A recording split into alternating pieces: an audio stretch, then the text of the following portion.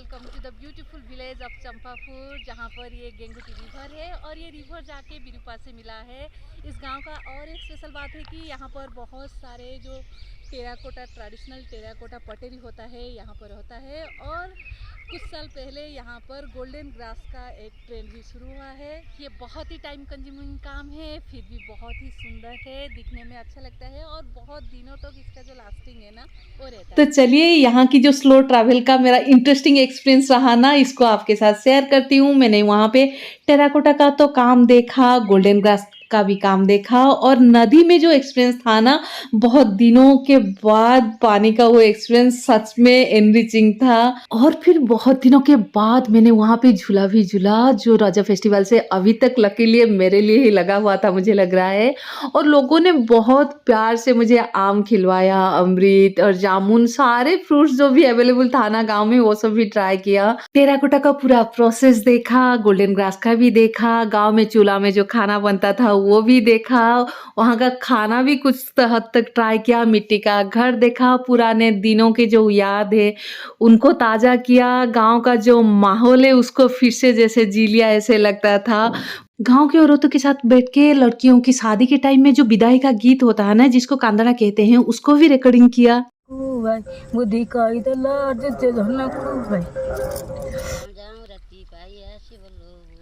गांव में बिताया हुआ हर पल जितना सूदिंग था, वहाँ का हर एक्सपीरियंस उतना ही एक्साइटिंग था। ये मेरा solo slow and soulful travel था। अगर आपको क्यूरेटेड क्राफ्ट विलेज टूर करना है या फिर आपको ऐसे विलेज का एक्सपीरियंस लेना है तो आप हमें कनेक्ट कर सकते हैं। हम गाइडेड टूर का प्लानिंग भी करते हैं। कॉन्टैक्ट डिटेल्स आपको नीचे डिस्क्रिप्शन में मिल जाएगा। पर अब चलिए जल्दी जल्दी ना गांव में चलते हैं। ये देखिए ऊपर से गांव का व्यू, एक तरफ नदी और दूसरी तरफ कुछ ही घर, मतलब शायद 40-50 घर ही होंगे। और जब मैंने सुना कि सुबह सुबह सब नदी में जाते हैं, तो मैंने कहा कि पहले तो नदी में जाना चाहिए, क्योंकि 9-10 बजे के बाद कोई और वहाँ पे नहीं मिलेंगे। और नदी में तो मैं कब से नहीं नहाई हूँ, शायद बचपन में कभी नहाई थी। समुद्र जाती रहती हूँ पर नदी का एक्सपीरियंस कब से नहीं है। तो मैंने बोला चलो ये चांस मिस नहीं करना है, सीधा नदी में चलते हैं। पानी के अंदर जाऊंगी नहीं जाऊंगी ये डिसाइड नहीं किया था, पर एक बार कोशिश करना चाहिए सोच के चली गई। लोग थे वहाँ पे, उनमें से एक हमारे साथ आगे आगे चले, फिर हम पीछे जाकर देखे कि पानी ज़्यादा बिल्कुल नहीं है। मैं तो उसके अंदर भी चल के देख रही हूँ, देख रहे हैं ना पूरा सब कुछ कितना क्लियर दिख रहा है नीचे। वहाँ भी पानी के अंदर मछलियाँ भी, मतलब जब ऊपर से मछली देख रही थी पर रिकॉर्डिंग कर नहीं पा रही थी।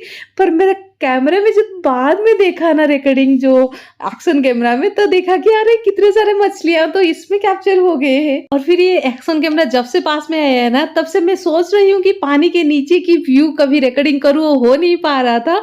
और इस बार ये वाला मौका भी मिल गया। मैं कैमरा पकड़ के पानी के अंदर खुद का भी शूटिंग किया और जितने सारे व्यूज दिख रहे थे ना नीचे, वो भी शूटिंग किया। और स्विमिंग करके जितना एनर्जी नहीं गया होगा ना, उससे 10 गुना ज्यादा एनर्जी मैंने पखाल और जो सारा देसी आइटम है ना वो खा के गेन कर लिया।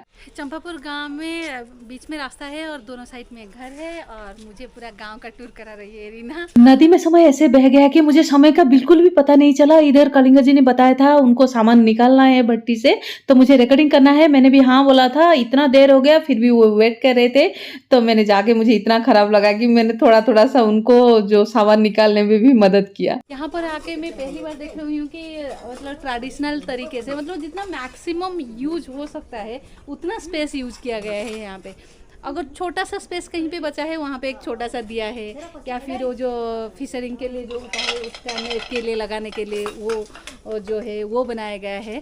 ऐसे मतलब जितना यूज हो सकता है, ये गांव या फिर हमारा ट्रेडिशनल जो टेक्निक है उसी का ही असर है जो अभी तक बचा है। ये सारी चीजें देख के मुझे इतना खुश लग रहा था कि मैं आपको बता नहीं सकती। आपको एक खुशी की झलक मेरे फेस में दिख रहा होगा, क्योंकि इतने छोटे से जगह में इतने सारा सामान ना, कुछ चीजें तो ऐसे थी जिसको मैंने पहले कभी भी नहीं देखा है। जैसे कि जो फिशरिंग नेट में जो वेट के लिए लगता है ना, ये वाला आइटम, वो।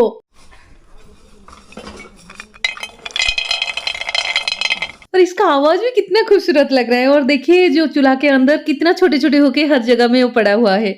टेराकोटा का मेजर प्रॉब्लम ये होता है कि बहुत सारा पीसेस ना जो वेस्ट पीस है वो निकल जाता है क्योंकि क्रैक हो जाता है और उसको इतना मेंटेन नहीं किया जाता है। जैसे कि ओडिशा की जो और टेराकोटा एरिया है जहाँ पर कमर्शियल काम होता है जैसे कि भैंस और सारी चीजें, वहां पर एमसील दे के जो मेंडिंग किया जाता है, एडजस्ट किया जाता है, वो सब यहाँ पर नहीं होता है। क्योंकि मेजर जो काम है ये ट्रेडिशनल जैसे कि शादी ब्याह के काम में हो या फिर जो पूजा घर में हो, ये सब के लिए लगता है। दियाज बहुत सारे होते हैं, जो पटेरी बहुत सारा होता है। छोटा कलश यहाँ पे छोटा छोटा कलश होता है जो पूजा में लगता है, ये सारे हैं। इसके साइड में देखिए इतने छोटा सा दियाज है यहाँ पर। ये है सारे कलश, अभी जितना बचा है 2 से ज़्यादा पकड़ नहीं सकती। पर करेंगे जी तो एक्सपीरियंस डे वो बहुत सारे में एक साथ पकड़ लेते थे, तो मैं देख के एक बार 3 कोशिश की थी, उससे ज्यादा कोशिश नहीं किया क्योंकि एक टूट जाएगा तो उनका इनकम से कुछ जाएगा, इसलिए मैं जितने पकड़ पाती थी उसमें ही खुश थी। ज़्यादा कुछ ये नहीं है, राहत थोड़ा थोड़ा सही हुआ है। चलिए हाथ धो लेते हैं। ट्यूबवेल को भी आजकल सब भूल गए हैं, पर आपको याद है ना जब बचपन में हम पानी पीने के लिए ट्यूबवेल से पानी लेते थे, वो कितना ठंडा होता था। श्री कलिंग कुमार बेहेरा केते वर्ष हेलानी आपण प्रे करूचंती ये काम? Last 30 years. 30 इयर्स। आपण वर्तन केते बयस? Now my self 58। 58। आपके जो पापा दादा वो सब भी करते थे? हाँ, वो ये पारंपरिक ही। हाँ, सब करते थे। सामान खत्म होते जा रहे दिख रहे हैं ना, पर अब देखिए कितना सारा सामान निकला है उस छोटे से जगह पे। कितने सारा सराई है, कलश है, दियाज है, फिशरिंग नेट का जो वेट वाला पोर्शन है, बहुत सारे आइटम्स है। ये है कलिंग जी जो पिछले 30 साल से ये ट्रेडिशनल पटेरी का काम कर रहे हैं। वो वेराइटीज ऑफ ऑब्जेक्ट होता है जो यहाँ का जो लोकल डिमांड होता है उसी के हिसाब से वो काम करते हैं। यहाँ पे एक चंपापुर हाट भी है जहाँ पर वीकली सामान जाता है और फिर जो होते हैं जो बिजनेसमैन होते हैं वो भी आके यहाँ पे पूरा सामान लेके चले जाते हैं। जैसे कि छतिया यहाँ के पास में है, वहाँ से हो या फिर चंडीखल हो, उस एरिया से लोग आके यहाँ पे घर से भी काम लेके जाते हैं। सिर्फ काम देखना नहीं, वहां पर बहुत सारा अमृत भी तोड़ के उन्होंने दिया और हम खा के निकल गए फायरिंग वर्क देखने के लिए। अच्छा, मैं आपको यहाँ पे बता दूं कि मैं कुछ भी प्लानिंग करके नहीं गई थी। जहाँ पे जो कुछ चल रहा था, खबर मिल रहा था, तो वहां पे इमीडिएटली जाके पहुंच जा रही थी, मतलब just flowing with the time. अच्छा, यहाँ पे सामान जो रखा गया है दिख रहा है, ये देखिए ये एक कलश है, छोटा सा दिया जैसा जो है वो है और धीरे धीरे हीट हो रहा है तो हर तरफ से धुआं निकल रहा है। देखिए वो जो भट्टी देखे थे पहले वो रेड कलर का मटका ये सब निकला था। यहाँ पर जो है ना ये वाला ब्लैक फायरिंग हो रहा है। अभी जो पहले से शुरुआत होता है वो होता है कि वुडन पीस से, ताकि जो मिट्टी का जो बर्तन बनाए हैं उसका जो वाटर पोर्शन है वो चला जाएगा और वो सूख जाएगा। उसके बाद क्या होता है ना, उसके बाद ये जो पत्ते अभी जला रहे थे देख रहे थे हमें, वो पत्ते जलाते हैं थोड़ा थोड़ा सा धीरे से शुरू करके बहुत ज़्यादा तक। फिर धीरे धीरे ये हो जाता है ना, वो सारे जो आइटम जो अंदर है वो सब रेड हो जाता है। तो आग में जो रेड हो जाता है तब जाके पता चलता है इनको को ये सामान हो गया है। उसके बाद सारे जो जलाना बंद कर देते हैं, फिर इसका जो मुंह है वो सब बंद कर देते हैं और जिस साइड से जलाते हैं वो भी बंद किया जाता है। तभी जाके वो धीरे धीरे उसके बाद से वो ज़्यादा गर्म ना होके वो धीरे धीरे ठंडा होता है और वो ब्लैक रहता है। अभी इसके अंदर से रेड होने लगा है, ताकि मतलब आग हर तरफ जा रहा है और धीरे धीरे मिट्टी का जो बर्तन है वो रेड होके आ रहा है, जैसे वो वाला पोर्शन है।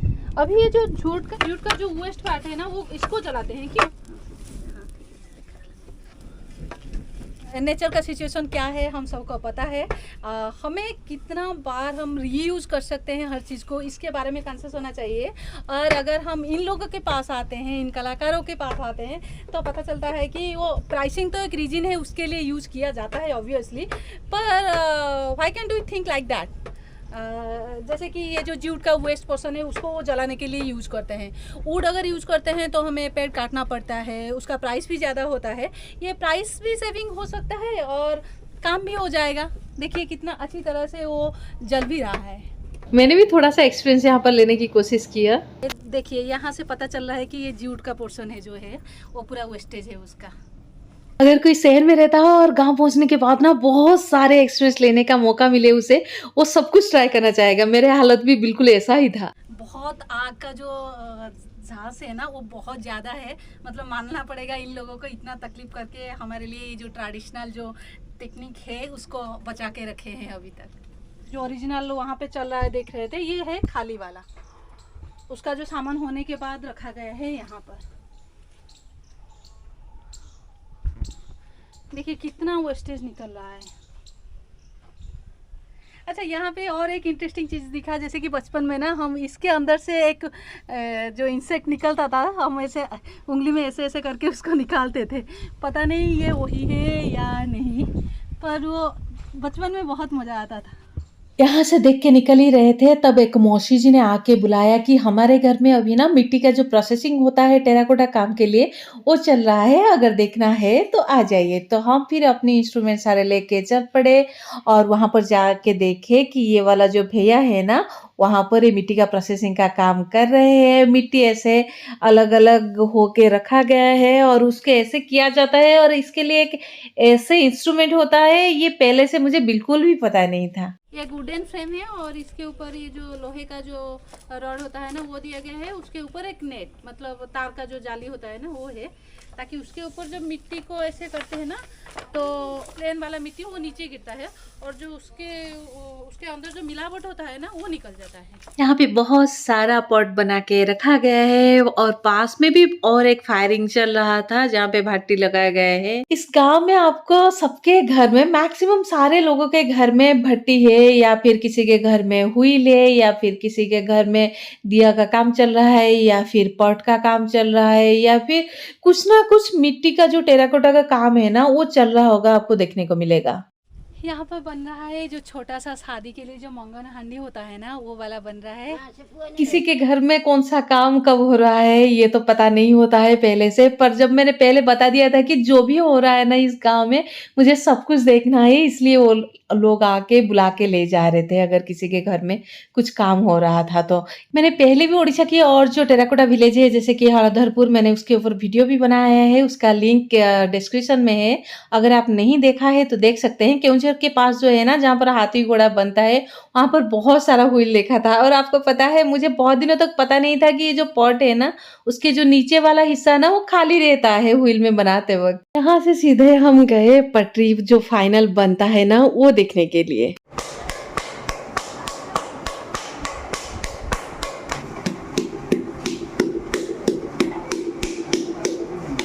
आधा बनाए हुआ पॉट को ऐसे धीरे धीरे मत देते हुए फिर वुड से ही सिर्फ बना के ऐसे बना देना आश्चर्य की बात है। और ये जो साउंड हर प्रोसेस में क्रिएट करता है ना वो सबसे अमेजिंग है मुझे लगा।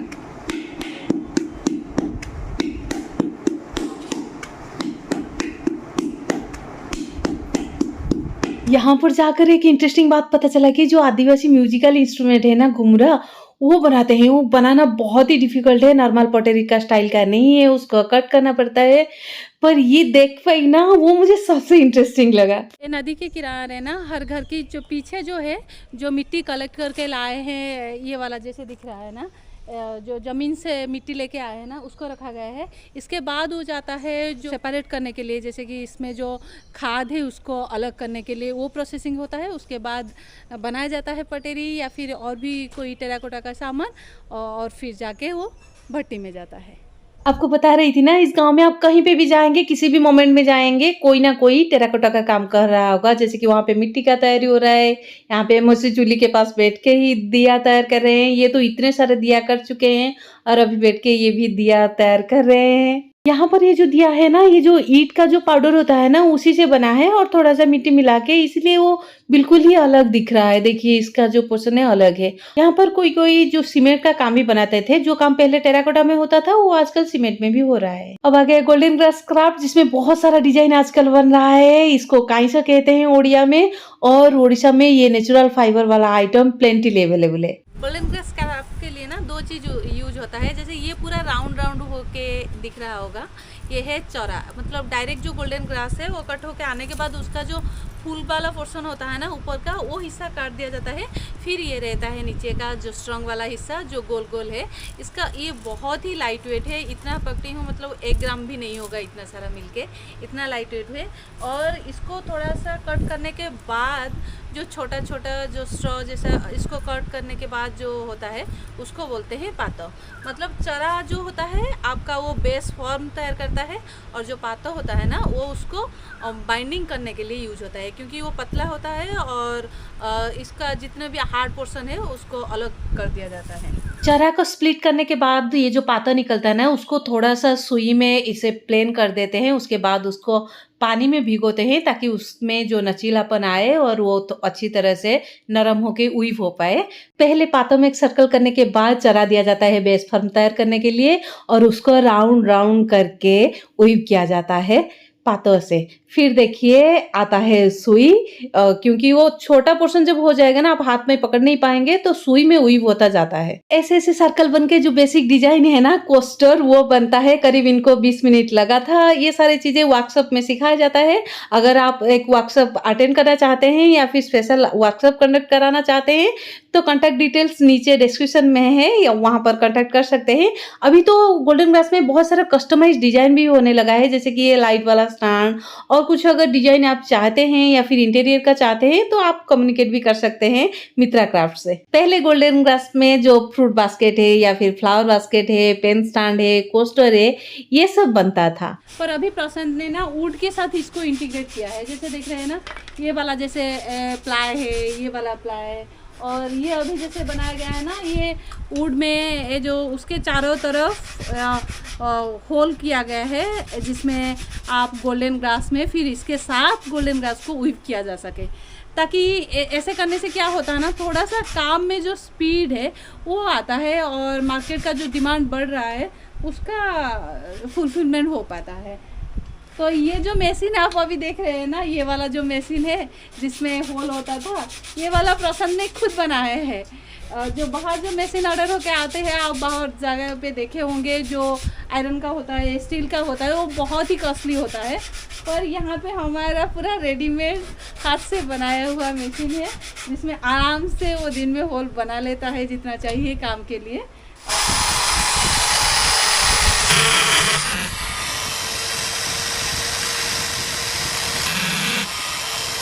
वुड का cutting, then hole, then polishing, ये 3 स्टेज लेकर वुड को आना पड़ता है।